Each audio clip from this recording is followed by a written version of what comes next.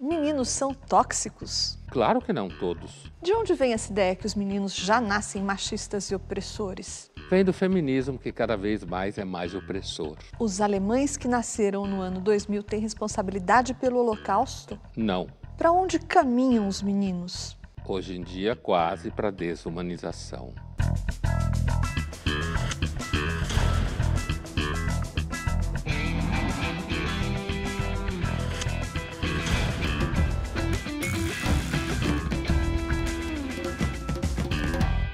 Estamos iniciando mais uma edição do Linhas Cruzadas, hoje para falar sobre os meninos. Será que eles já nascem tóxicos? Oi, Pondé. Oi, Thaís. Pondé, nós fomos às ruas perguntar para as pessoas se elas acreditam que homens nascem machistas e os meninos já nascem tóxicos. Vamos ver o que elas responderam. Não, acho que ninguém nasce machista e acho que tudo é uma questão de educação, então cabe a nós, mães e pais de meninos, educar, né, as nossas crianças. O machismo é uma tendência que você inculca a pessoa, não é que você nasce sendo alguma coisa, com uma ideologia.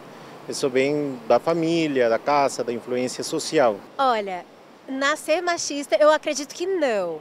Por quê? Porque isso vem, eu acredito, da formação que a criança recebe desde a infância.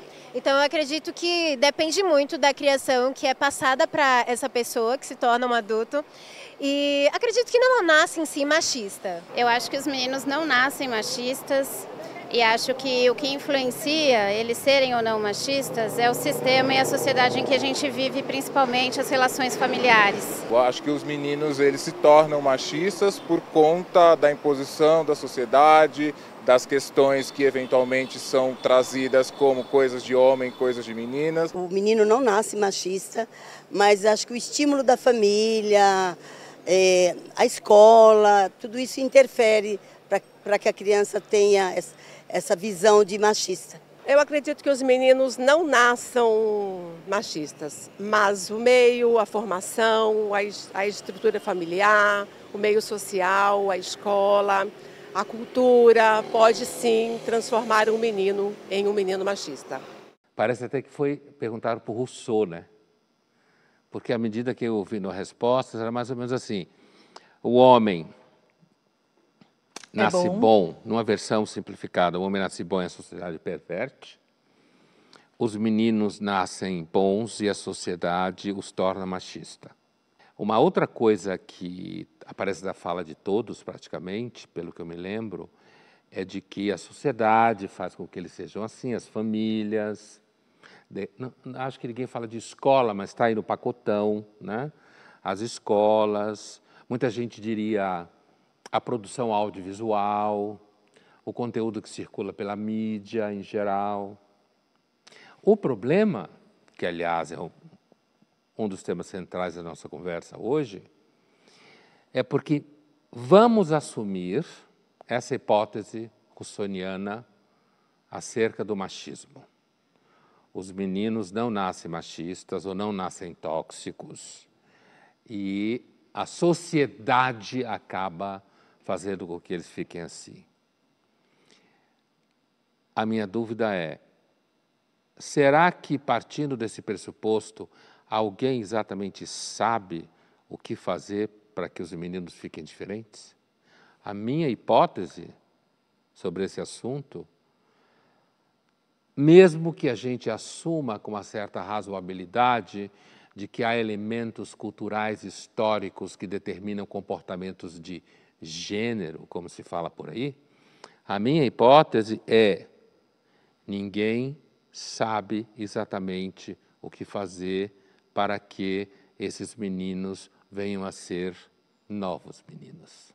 O Richard Reeves, que é pesquisador do Brookings Institution, escreveu um livro que se chama Of Boys and Men, sobre meninos e homens.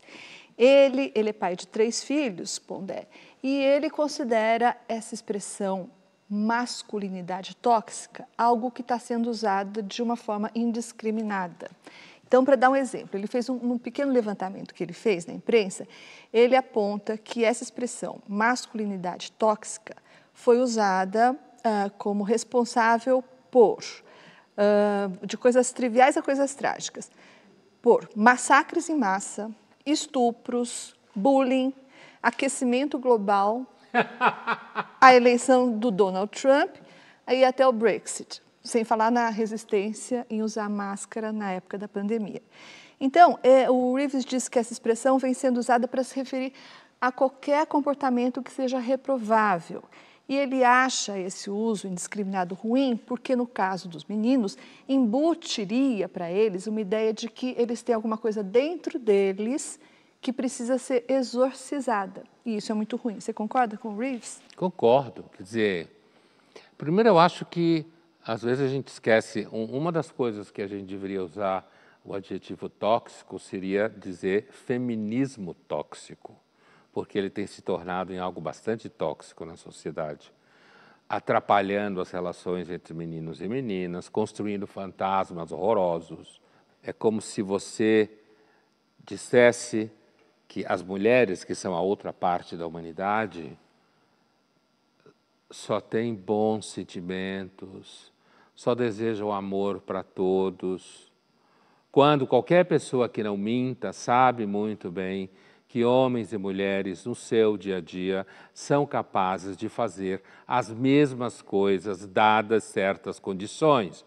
É claro que os homens têm, indiscutivelmente, mais força física do que as mulheres.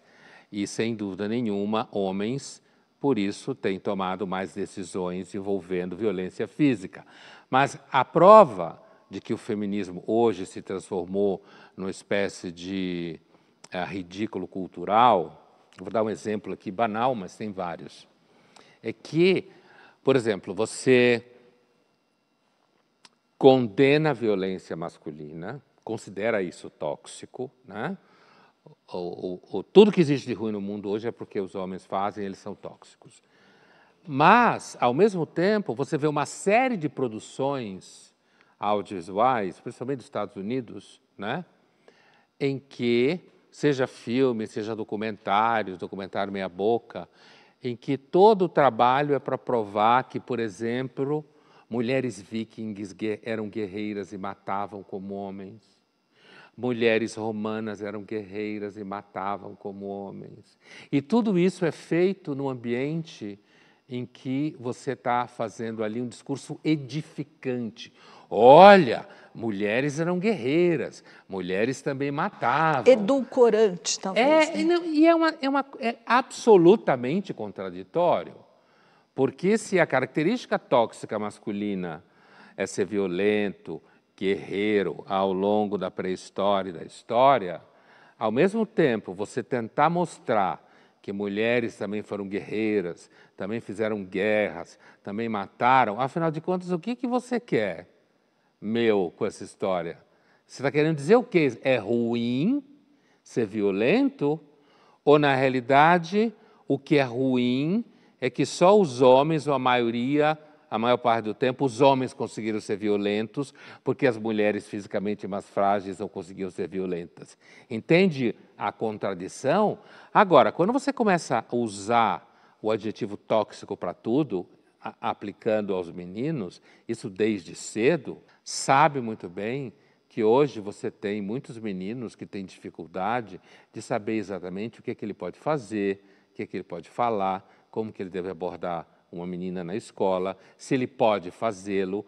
Isso tem gerado, na verdade, um sentimento de timidez, insegurança, que as próprias mulheres depois lá na frente vão reclamar. E é evidente que sempre existiu meninos que são mais violentos, meninos que são menos violentos. É isso que é evidente e que o feminismo tóxico, vou adotar o adjetivo, que o feminismo tóxico não conta. Que sempre existiram meninos violentos e meninos não violentos. Bom, Dé, você falou da produção audiovisual, só que agora a gente vai ver um filme que vai ligeiramente na contramão da tendência, que se chama Rainha de Copas, é um filme dinamarquês de 2019, e nele a advogada Anne, especialista em defender crianças vítimas de abuso sexual, seduz o seu enteado Gustav. Vamos ver. Så öppna dörren. Öppna dörren!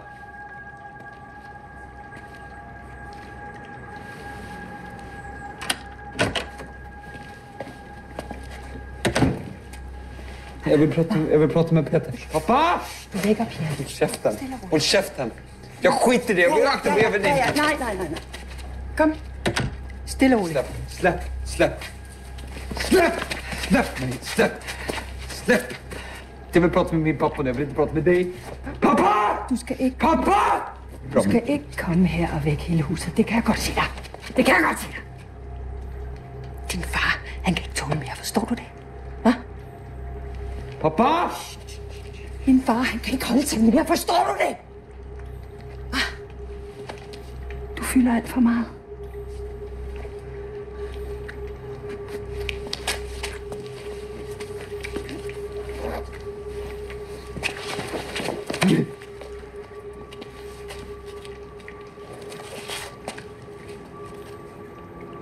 Du bor her ikke mere. Vel? Du skal gå nu. Gå med dig. Essa advogada, ela é uma advogada de sucesso, que ela se dedica... No filme só aparecem meninas que teriam sido vítimas de abuso, né? E uma das meninas, ela inclusive a menina diz, não vou falar nada porque não vão acreditar em mim, vão dizer que eu sou uma criança, que eu estou inventando. Ela fala, não, você tem que ir. A menina, de fato, ninguém acredita nela. Você tem que ir, inclusive porque você não está fazendo isso só por você, está fazendo por todas as mulheres. Aquele papo, normalmente, que as feministas usam para fazer com que todo mundo fique com a cara delas, que é típico de processos totalitários, né?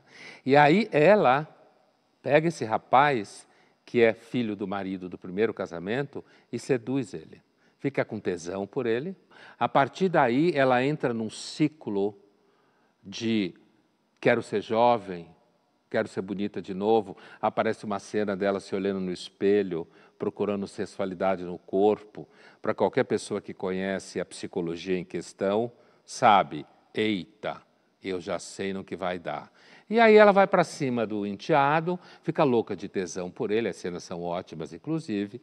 Eles transam, e quando o menino, completamente perdido, ela interrompe num dado momento, porque começa a dar pau, o risco, o menino conta para o pai, ela simplesmente mente, acusa o marido de estar faltando respeito para com ela, ameaça de ir embora, o marido baixa a bola, imediatamente acredita nela, certo?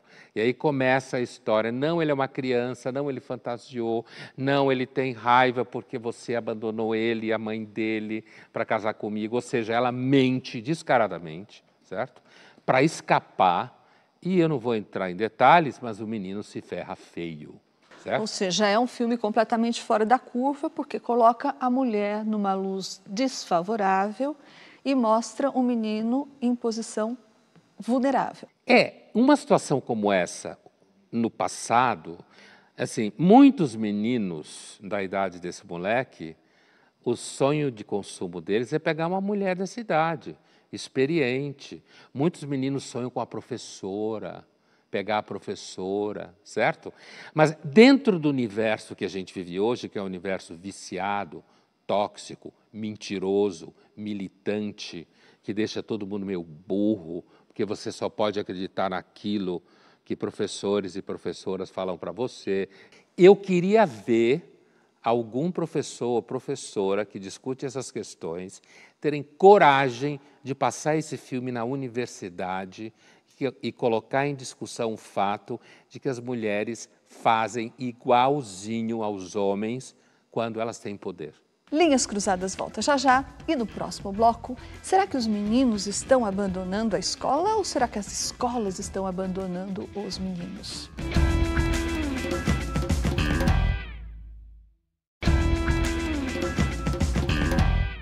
Estamos de volta com Linhas Cruzadas, hoje falando sobre a ideia de que os meninos já nascem tóxicos. E a Unesco divulgou no ano passado um relatório global sobre o crescente abandono da escola pelos meninos. O trabalho mostrou que as meninas ainda têm mais dificuldade de entrar na escola que os meninos, nos níveis primários. Mas, uma vez que elas estão lá, os meninos têm mais dificuldade do que elas de permanecer na escola.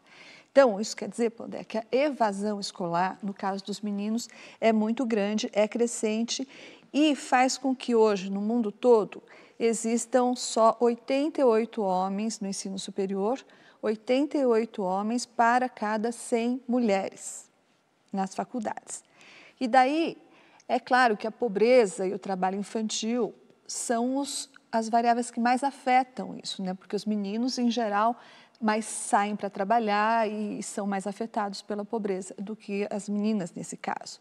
Mas o Reeves, esse estudo foi trazido também pelo Richard Reeves, ele diz que isso também ocorre por outras razões que não apenas a pobreza e a necessidade dos meninos trabalharem. Entre essas razões, ele cita, por exemplo, o fato de que na escola os meninos estão mais sujeitos a bullying físico e a castigos corporais por parte de professores do que as meninas, que são mais poupadas.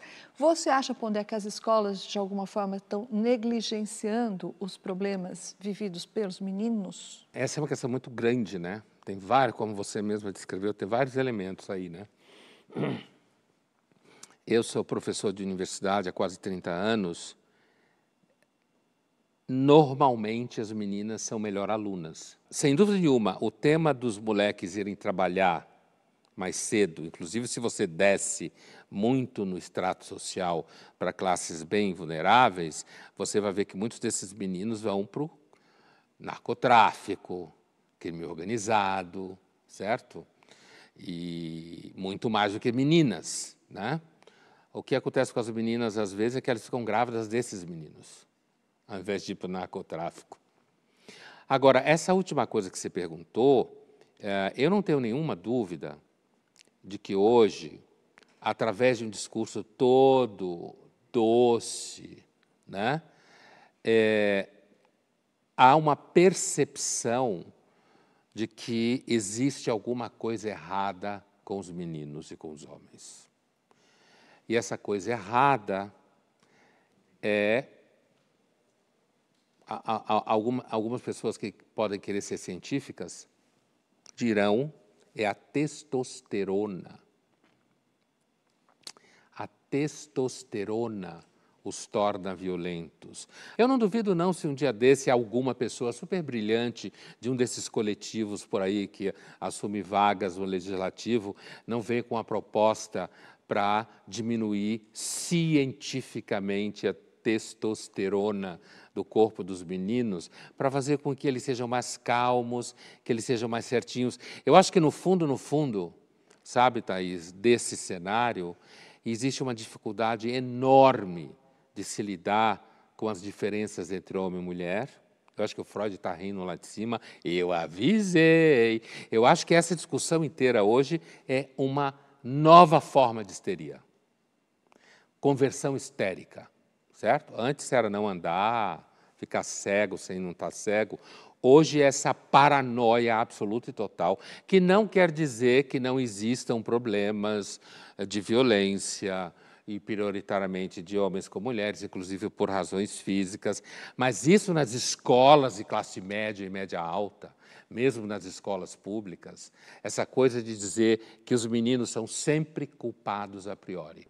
As professoras abraçam isso descaradamente, muitos psicoterapeutas, muitos professores homens, inclusive para se sentir parte do pacto, para ninguém dizer, olha só, aquele professor é machista, ele não concorda com a ideia que os meninos são tóxicos. A ONG canadense White Ribbon, que trabalha para diminuir a violência contra mulheres e meninas, fez em 2019 uma campanha que se chamou Boys Don't Cry, Meninos Não Choram.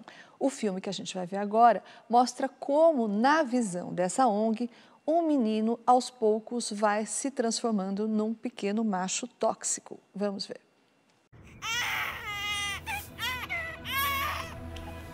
It's okay. You got it? Pick it up with your big, strong muscles and bring it over here to the shop. Boys can be loving. Fast. I need you to be brave, okay? Gotta go. Boys can be shy.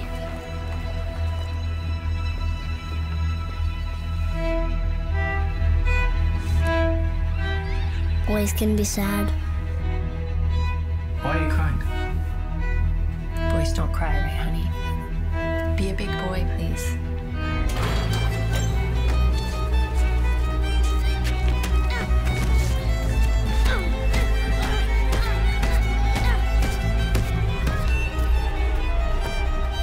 Boys can't be gentle. I don't understand what the big deal is. I mean, isn't this just boys being boys?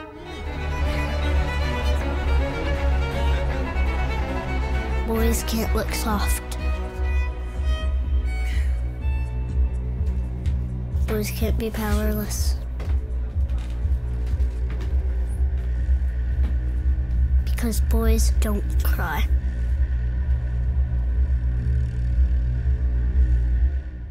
Eu tenho a impressão que documentários como esse devem ser feitos a partir de pessoas que têm muito pouco convívio with boys reais, certo? Essa história de que meninos podem chorar, né? Meninos todos resolvem a coisa na porrada, né? Pais, todo pai de menino quer que ele bata no colega na escola. E todos viram predadores sexuais no final. Todos viram predadores. É esse tipo pesquisa, ONG, sei lá o quê, esse tipo de trabalho é parte do problema, jamais parte da solução, porque mostra tudo de forma extremamente cheia de clichê. Essa turminha toda omite a verdade, de que a maioria esmagadora das mulheres não suportam homens que ficam chorando todo dia, que se a sensibilidade passar da página 4, ela já não sabe mais o que fazer. Então, essa complexidade de como fazer com que o menino não seja violento, que o menino não seja esse tal macho tóxico, que existem muitas famílias, porque existem por aí um monte de meninos e homens que não são tóxicos e são, digamos assim, normais, né? A minha impressão é que filmes como esse são produzidos por pessoas que só conheceram homens ruins. E por isso ficaram com essa impressão. Deu azar. Vamos ver agora uma reportagem com pedagogas de escolas particulares e públicas que falam do papel dos meninos na escola e como a escola lida com eles.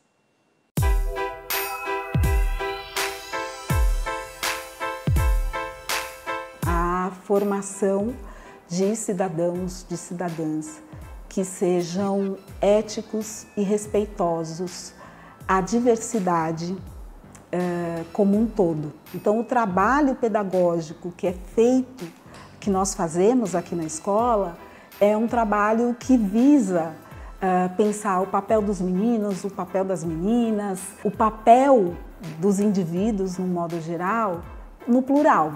Na verdade, a gente vai ter que pensar aí qual que é o papel da escola, né, para formar esses meninos e as meninas dentro de um contexto, né, estrutural do machismo.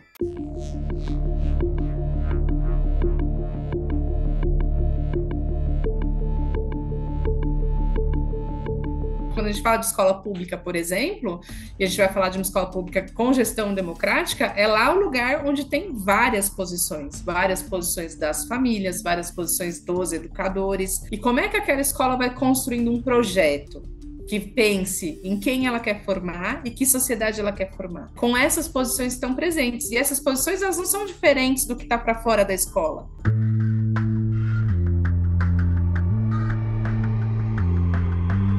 O papel dos meninos tem sido desenvolvido, construído, mais do que desenvolvido, tem sido construído também no coletivo, tem sido construído no diálogo entre os meninos e entre as meninas e entre esse formador, esse educador, educadora que faz a mediação dessa conversa, dessa discussão. O machismo é algo muito nocivo também para os meninos, eu diria que é algo bastante desumanizante quando a gente pensa que um dos princípios, né, que são ensinados aos meninos é que, sendo homem, eles não podem chorar, né? Eles não se sentem à vontade para falar dos seus sentimentos. E isso é extremamente desumanizante. É um papel de autoescuta, um papel um processo em que os meninos possam se ouvir, possam se perguntar quem eles são, quem eles gostariam de ser, que tipo de homem, que tipo de menino, que tipo de jovem eles gostariam de ser. Uma das mediações possíveis que temos feito entre inúmeras no 9º ano, por exemplo, é um papel de autoescuta. Nas escolas que estão aí com uma proposta, né, de rever o que já está estabelecido, pré-estabelecido para essas crianças, né, nos seus papéis de gênero, eu não diria que tem uma perda de lugar, né? Na verdade, tem um ganho do lugar que a criança quiser. Claro, né? Pode ser que ontem era de um jeito e que agora a gente está sendo de outro, porque agora a gente está percebendo as coisas de um outro jeito. E para as crianças, isso também é um processo. Eu acho que as crianças, os meninos e meninas estão encontrando os seus lugares. E aí, essa forma de encontrar os seus lugares tem muito com as referências que ele vai vivendo, e são muitas, né? Então, a gente tem muitas referências de homens na vida das pessoas, nas vidas dos meninos, muitas referências de mulheres, né? Então a gente vai entendendo que são essas referências que vão possibilitando também essa criação de identidade, né? E as referências deles também passam por outras crianças, por outros meninos. Numa orientação pedagógica, para a gente ter uma sociedade diferente, a gente precisa ter os canais de escuta e de diálogo abertos.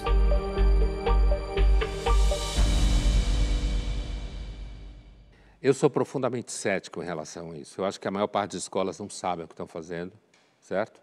Elas partem de uma teoria de que, quando você fala assim, colocar os meninos para se autoescutarem, né? Eu acho que provavelmente os meninos não vão saber o que é que eles estão escutando, o que é que eles estão falando. E eu vou mais longe. Eu acho que as meninas também não sabem. Eu acho que ninguém sabe direito o que está fazendo, mas tem que fazer, porque está na moda dizer que a escola vai produzir uma criança melhor. Olha, Thaís, desde o começo do século XX, depois da Primeira Guerra Mundial, a gente já tem literatura especializada dizendo que jovem tem que fazer um mundo novo, certo? Os temas mudam, mas esse papo de que na escola vai se construir um adulto novo, no mínimo, na Europa, nos Estados Unidos, onde há referência de texto, é no mínimo desde o final do século XIX. É evidente que não funciona.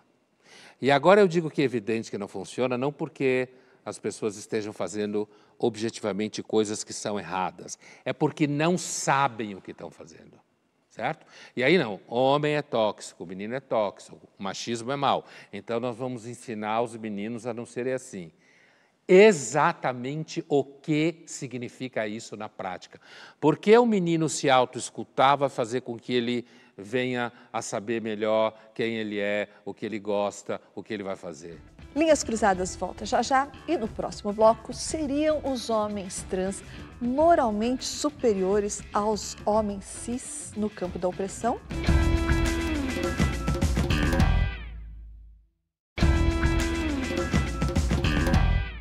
Estamos de volta com Linhas Cruzadas, hoje para falar sobre a ideia de que os meninos já nascem tóxicos. Será que isso é verdade?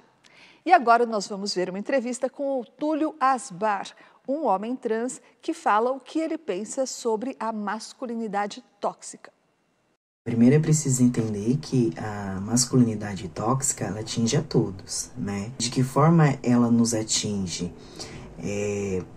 Primeiro pela invalidação, né? A partir do momento que nós não temos um falo, e a masculinidade nessa sociedade, ela foi sim construída em cima de um falo, né? Então existe uma invalidação, né? O homem de verdade. Mas o que é o homem de verdade? Né? E aí também a gente tem que ter muito cuidado quando a gente começa a construir essa masculinidade. Eu não passo mais esse papel social de mulher, mas sim de um homem, né? Um homem trans. E eu começo a construir essa masculinidade, né? Qual que é a minha referência? Para quem que eu olho? Para os homens da nossa sociedade, né? Que são machistas, que é o homem que não chora, o homem que ele precisa se impor, o homem que ele precisa ser violento. Então a gente também tem que ter muito cuidado na hora de construir essa masculinidade, né? Para que isso não vire tóxico também, a gente não atue nesse papel, né? E é muito difícil porque a gente não tem referências, né? Poucas referências, digamos assim. Então a gente tem que começar a ter cuidado, né? Então eu diria que a masculinidade tóxica, ela nos atinge primeiramente na invalidação, né? Nesse papel de gênero, e depois nessa busca de uma referência, né? Para que a gente não comece a reproduzir atitudes. Eu acho que está muito claro já para as pessoas, né? E que a gente precisa urgentemente desconstruir e reconstruir esses papéis e essa masculinidade na nossa sociedade. Acho que tem vários andares essa discussão que ele coloca, né? Eu entendo que exista uma espécie de déficit de identidade masculina no homem trans, né? Ele sinta que há esse déficit, né? Primeiro, pelo que ele fala no começo, de que nessa sociedade, e me parece em praticamente todas que se conhecem, a masculinidade sempre esteve associada ao pênis, certo? Portanto, que quando você começa a ter um grupo populacional chamado homem trans, que se identifica como homem e não tem pênis, que isso pode gerar algum tipo de tensão em termos de déficit ontológico, de qual é o ser deste homem, e que ele busque suas funções, case, tenha filhos, gere filhos do jeito que quiser, ele mesmo pode gerar filhos e ter filhos, se ele continua com órgãos femininos e tal. O problema é que quando você coloca toda a culpa de todos os males do mundo nos homens naturais, digamos assim, né? Que carregam culpa, essa história de que todos os homens têm que fazer uma espécie assim de... tem que pagar a culpa dos ancestrais, reparação histórica. Sabe aquele tipo de discurso de homens que normalmente são movidos por impotência sexual, por insegurança, por incapacidade de lidar com mulheres, um monte de coisas, que começam a dizer que todas as mulheres não prestam, que todas as mulheres são vagabundas, que todas as mulheres são mentirosas, que todas as mulheres são loucas. É idêntico. A diferença é que esse discurso está ancorado em todo tipo de pseudociência, conhecida muitas vezes como territórios das ciências sociais. E o anterior, toda mulher isso, toda mulher aquilo, está localizado normalmente no discurso ignorante, com baixa formação. Aí dá essa dissonância. Fica parecendo que quando você culpa os homens de tudo, homens naturais de tudo, você está fazendo ciência. Olha a pseudociência aí. Mas, na realidade, é a mesma coisa simétrica do outro lado. Quando homens acham que as mulheres são culpadas de tudo, que as mulheres são mentirosas, que as mulheres são malucas, que as mulheres isso, é a mesma coisa. Bom, né, continuando aí nessa abordagem dos extremos, todas as mulheres são malucas e traiçoeiras e todos os homens são tóxicos, também existe essa visão de que, por exemplo, homens trans, da mesma forma que homens trans seriam menos opressores porque eles já tiveram uma vivência de oprimidos, nessa mesma linha existe um segmento do feminismo que acha que a única forma de a mulher se proteger dessa toxicidade masculina é rejeitar a relação com o homem e ter apenas relações lésbicas, né? Então, eu pergunto, será que a lesbiandade vai virar uma ferramenta ou corre o risco de virar uma ferramenta contra isso que se chama hoje masculinidade tóxica? Uma ferramenta de combate, de defesa, luta, de resistência. Está na moda a palavra resistência.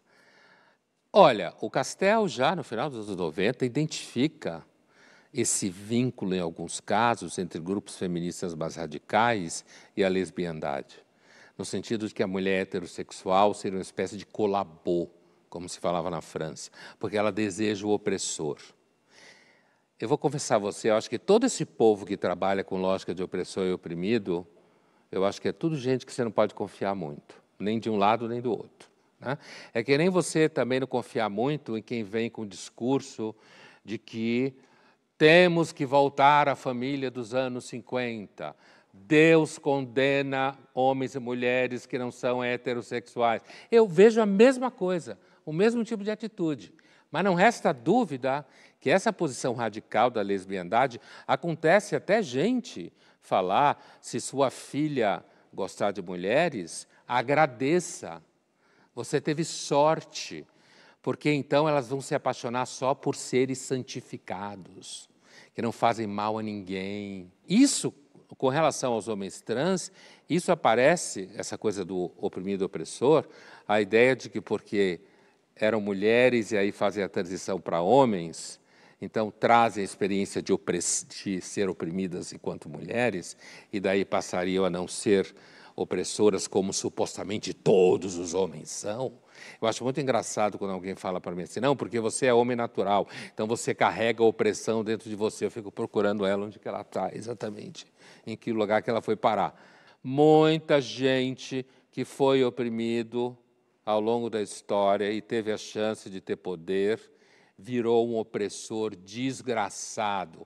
Aliás, durante o nazismo, assim como durante o regime soviético, todo mundo sabia que se você queria formar um quadro violento de adesão absoluta ao sistema opressor do sistema fascista, o ideal era você pegar jovens que não tinham muito espaço social, no caso de meninos, que não tinham muito sucesso com as meninas, que não eram bons alunos, e aí você pegava esse sujeito oprimido, erguia ele à posição de poder e ele virava a maior peste de todas. Portanto, a tese de que quem foi oprimido não será opressor é uma tese falsa, empiricamente não fundamentada, historicamente falha e, no fundo, é marketing do grupo em questão. Então, vamos agora para o nosso jogo rápido. Pondé, a reparação histórica que você citou agora há pouco, ela diminui as injustiças? Olha, Thaís, eu acho que se você abrir espaço de emprego, por exemplo, para negros que não tinham espaço, eu acho que isso é uma boa, né? O Conselho de Reparação Histórica, o primeiro grande momento dele é entre os alemães e os judeus, né, por conta do Holocausto. Eu acho que o Conceito de Reparação Histórica é aquele tipo de conceito que você deve manipular como uma substância que tenha dinamite dentro. Por quê?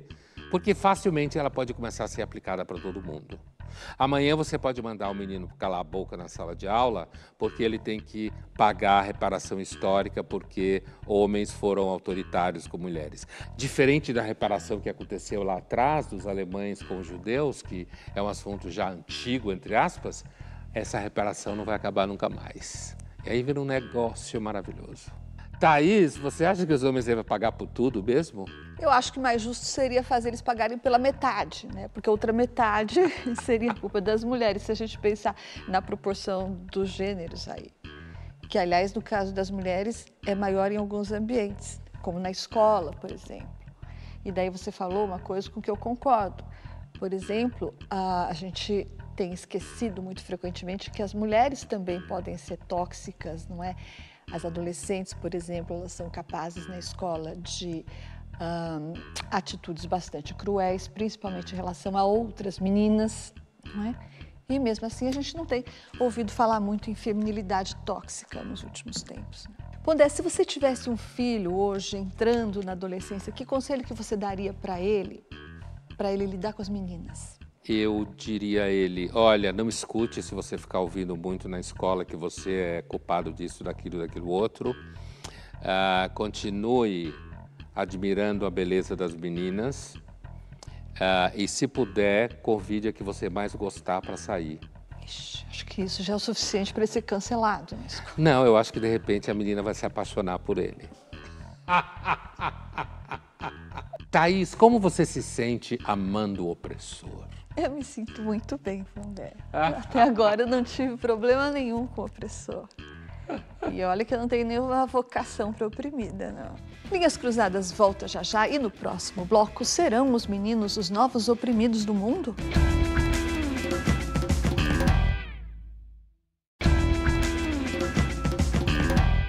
Estamos de volta com Linhas Cruzadas, hoje falando sobre a ideia cada vez mais disseminada de que não apenas os homens, mas também os meninos carregam uma masculinidade tóxica. Pondé, você falou agora há pouco que a masculinidade tóxica tem origem no conceito de reparação histórica. Você acha que essa ideia de que os meninos devem pagar, tem uma dívida histórica para com as meninas, para com as mulheres, ela pode acabar fazendo com que essa categoria, meninos e homens, acabe se transformando numa categoria de pessoas com menos direitos que os outros cidadãos ou com nenhum direito? Eu acho que não.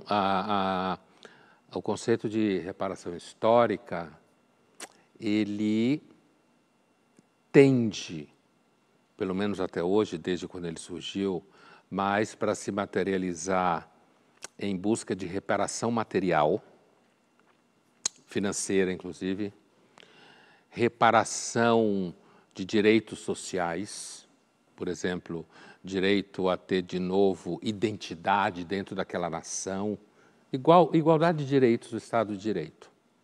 Mas se a gente somar a ideia de reparação histórica, portanto, de uma culpa ancestral, que é o que está em jogo no conceito de reparação histórica, há um outro conceito muito operacional no mundo acadêmico chamado interseccionalidade, que inclusive a gente já discutiu no Linhas.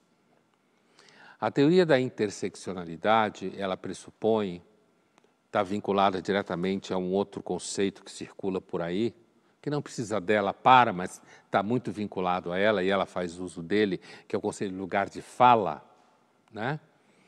Porque a teoria da interseccionalidade pressupõe que pessoas que participam de mais do que um conjunto de oprimidos, daí a intersecção dos conjuntos, como a gente estudava na escola, essa pessoa ela tem mais lugar de fala do que uma pessoa, por exemplo, que só participa de um conjunto de oprimidos. Por exemplo, uma mulher é oprimida por definição porque é oprimida. Agora, uma mulher negra, lésbica... Ela tem mais, ela tem lá uma região de intersecção entre 3 grupos de oprimidas e ela está nessa intersecção. Portanto, o lugar de fala dela é mais amplo, certo? Então, como toda teoria de vocação autoritária, como é a teoria da interseccionalidade, porque você identifica uma teoria com vocação totalitária quando você produz uma armação teórica abstrata e aí você começa a interpretar a realidade o tempo inteiro a partir dessa armação teórica abstrata. É aí que vai acontecer os mecanismos de exclusão, opressão, ou seja lá o que for, assim como quando você construiu-se já no passado uma teoria abstrata, por exemplo, de que judeus são maus, então você pode matar, pode estuprar, pode roubar, assim como no passado se construiu teorias de que os negros não eram gente, então você podia transformá-los em escravos, espancá-los, vendê-los, né? Então, um risco que eu vejo nessa teoria da interseccionalidade é porque hoje ela já pressupõe em certos ambientes que, por exemplo, um homem branco heterossexual cis não teria lugar de fala naquele ambiente. Por exemplo, numa universidade, se eu não participo de nenhum grupo de oprimidos, como é o caso do homem branco heterossexual... Então você é opressor. Você é opressor em todos os níveis. Portanto, você não tem lugar de fala. Se em algum momento alguém supor que, por exemplo, aqueles que são opressores, segundo a teoria da interseccionalidade, de fato não podem se manifestar em determinada situação porque é homem branco heterossexual. Então, se a priori, qualquer situação que acontecer entre um homem e uma mulher, a priori, sem nenhuma comprovação, o homem for sempre culpado porque ele é branco heterossexual, você está caminhando. E é claro que aqui eu estou levantando uma hipótese, não necessariamente precisa acontecer, e nem espero que aconteça, mas você caminha para uma situação de risco muito grande, que é o chamado estado de exceção, que é o que aconteceu em regimes totalitários, de base racial, por exemplo, com os alemães, o que os alemães fizeram com os judeus, por exemplo. Né? Cidadão sem direito. É um cidadão que não tem mais cidadania.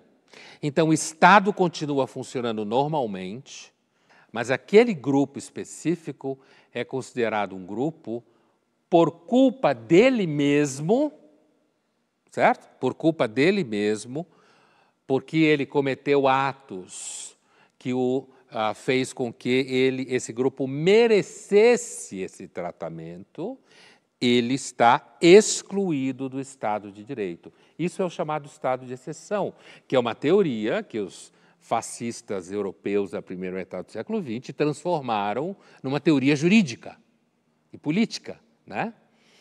A teoria da interseccionalidade, na hora que você entende que um determinado grupo não tem direito de falar, não pode argumentar, não pode emitir opinião, você já está vivendo, ainda que não juridicamente no Estado, numa teoria de exceção. Portanto, a teoria da interseccionalidade, quando é praticada na imprensa, na mídia, nas escolas ou nas universidades, já são uma prática de estado de exceção. Vamos assistir agora a uma cena do filme Barbie, onde meninos e homens não têm vez. Anyone need a brewski beer? What are you doing? You're a doctor. I like being a helpful decoration. And Alan likes to help me give all the Kens foot massages. No, I don't. I don't like that. We love it. I'm so blotto-faced day drunk right now. Ditto, same, Nat. I like not having to make any decisions. It's like a spa day for my brain. Forever. What is wrong with them? We just explained to them the immaculate, impeccable, seamless garment of logic that is patriarchy, and they crumbled. Oh my God, this is like in the 1500s with the indigenous people and smallpox. They had no defenses against it. Yeah, buckle up, babe. Because Barbie Land, it's now Kenland. And it's gonna be just like Century City in Los Angeles because they had it all figured out in Century City. The minute you get out of your car, you're like, I can't believe how great this place is! No, they don't have it figured out in Century City because we failed them! No, you failed me!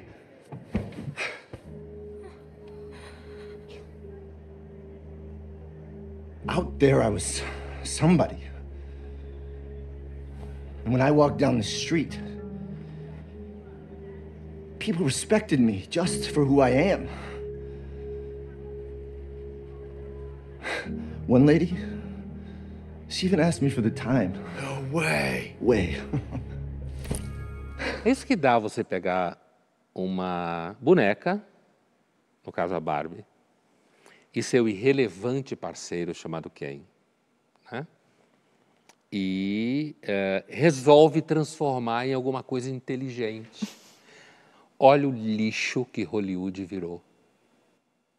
Porque essa história toda, que inclusive às vezes até você tem dificuldade de entender do que eles estão falando e para onde que eles vão. É basicamente uma história em que as mulheres botam os homens no seu devido lugar, suposto devido lugar. Eu imagino que seja isso, porque inclusive já ouvi falar, então é uma espécie assim de...